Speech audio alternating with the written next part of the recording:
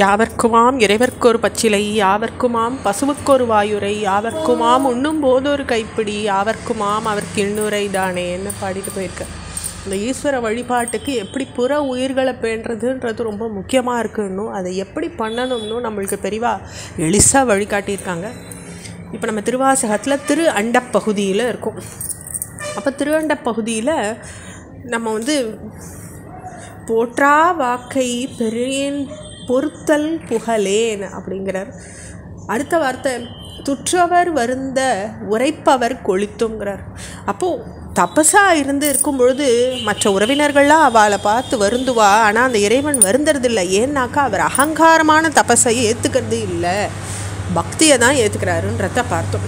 அடுத்த வார்த்தை மறைத்திற நோக்கி வருந்தினர் கொளித்தும் அப்படிங்கிறார். அப்போ சாஸ்திர ஞானத்தை முகமையாக வச்சுண்டு இறைவனை காண முயல்றவாளுக்கு அவன் அகப்பட மாட்டான் அப்படின்னுட்டு உபநிஷத்தம் நன்னா விளக்கிடுறது. அதை இந்த இடத்துல இந்த வாக்கியமாக சொல்லியிருக்காங்க, மறைத்திற நோக்கி வருந்தினர் கொளித்துங்கிறார்.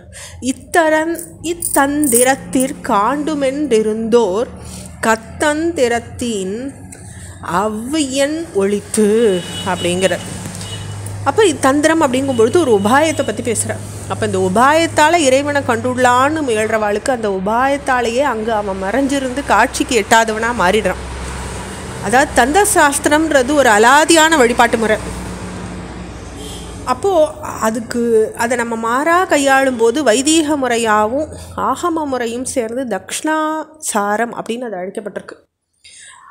அப்போ வாமபாகம் தக்ஷணபாகம்னு 2 பாகம் சொல்லப்பட்டிருக்கு.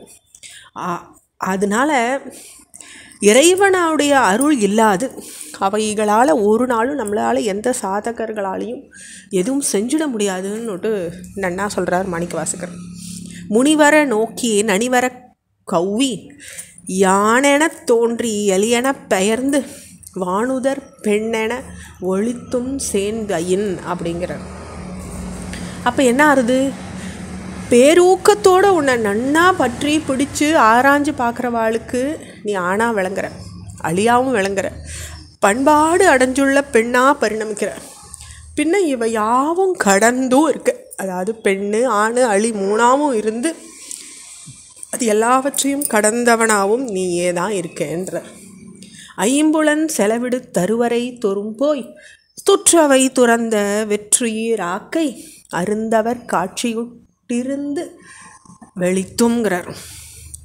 அப்போ என்ன ஆறுது, ஐம்பொறிகள் செயலுங்களை தூர ஒதுக்கி வச்சுட்டு அரிய மலைகளுக்கிடையே போய் உணவையும் அறவே திறந்துட்டு வெறும் குற்றுயர் பிடிச்சுள்ள கடும் தபசிகளையும் தேங்கிய அறிவுக்கு எட்டாதவனாக அந்த ஈஸ்வரன் இருந்துடுறான். அப்போ இறைவனுடைய அருளோடு சம்மந்தப்படாத கடுமையான ஆத்ம சாதனங்கள் கூட ஒன்றுக்கும் உதவாது போயிடும். வாழ்வை குலைக்கிறது குறிக்கோள் கிடையாது. வாழ்வாங்கு நிறைவாழ்வு வாழ்ந்து அதை இறைவனுடைய பணியில் பயன்படுத்துறது தான் குறிக்கோள் அப்படின்றத திருவாசகத்தில் மாணிக்கவாசகர் நன்னா சொல்கிறார்.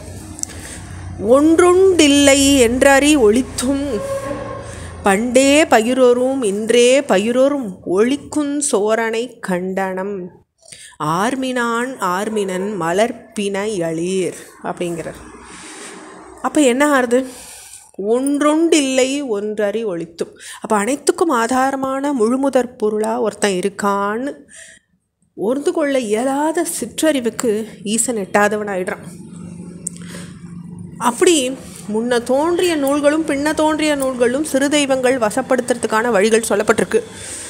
அந்த முறைகளை கையாண்டு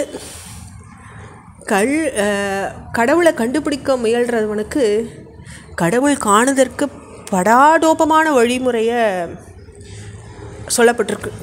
புதிய மலர் கொண்டு தொடுத்த மாலைகளால் அவனுடைய திருவடிகளை தலைத்திடுங்க, சுற்றுங்க, சூழுங்க, தொடருங்க, பற்றி பிடிங்க, இப்படி எல்லாம் முயல்றவாளுக்கு ஈசன் அகப்பட மாட்டான் அப்படின்னு. அப்போ அந்த முறை எதையும் கொண்டு பரமனை வசப்படுத்திட முடியாது. சேய் தன் தாயை சார்ந்திருக்கிறது போல் சாதகன் பரமனையே சார்ந்திருந்து அவனுடைய அருளுக்கு பாத்திரமாகணும். இதை தான் முறையாக சொல்கிறார் மாணிக்கவாசகர். தொடர்ச்சியை மடப்பகுதியில் பார்க்கலாம். ஓம் நம சிவாய.